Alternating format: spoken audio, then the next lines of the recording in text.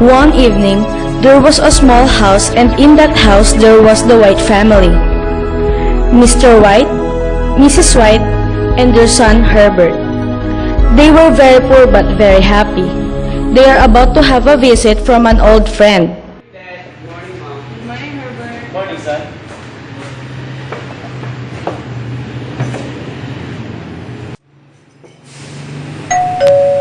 Who could that be? It's Sergeant Major. Wonder what he has got for us today.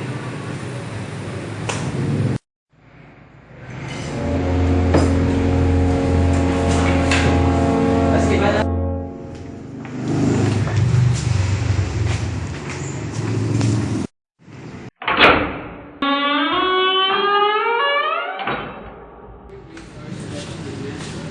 We haven't seen you in years. What have you been up to? Well, I have just recently got back from a long post in India.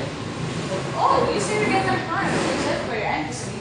I've heard great stories about Indian magic. Have you got any stories? And you really don't want to. You are safer not knowing any of my stories, especially of the monkeysPaw. Magic. And what harm can come from you telling us about it? monkeysPaw?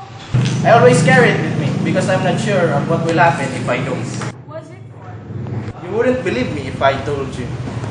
I will. Every word. Don't you laugh. I won't. I got it on you now. Of course. Let's see it. Oh, it's nothing to look at. It's just a little paw. Give us a look. Here you are. That paw had a spell on it. No. There was a man a long time ago who put a bit of spell on his paw and made it so that he could have 3 wishes.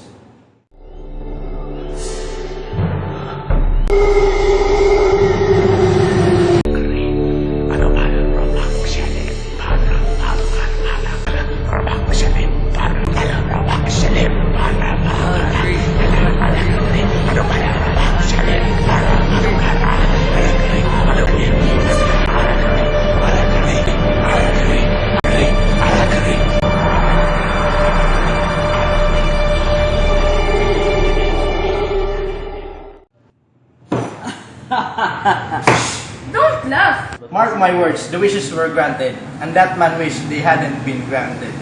So the wishes were granted. Yes, but he said that you would wish you hadn't wished for anything. Have you tried it, sir? Yes, I've had all 3 wishes, and they were granted.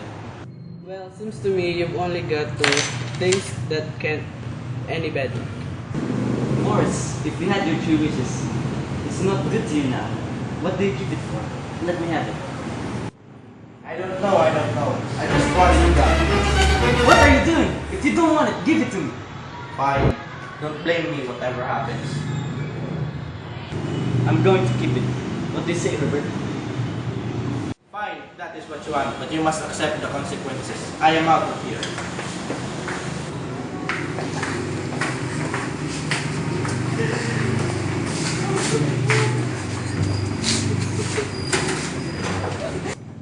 Going now. Careful, son. Herbert soon leaves for work, and Mr. White is thinking about the monkeysPaw. I know. Money. I wish for 30,000 pounds. A while later, they got a knock on the door. Mrs. White stood at the door. There stands a stranger with some bad news. I have been sent here from me and Megan's factory. I am here with some bad news. I regret to inform you that your son has been in an accident with machinery and did not survive. How much is it? The sum was 30,000. You did this! I can assure this. I will wish for Herbert to come back.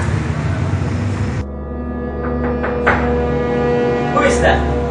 It's Herbert. I know it. I wish for Herbert not to come back. The door stops knocking, and Mrs. White sits at the door crying. How happy did the money make them? Were they not happier when they were poor?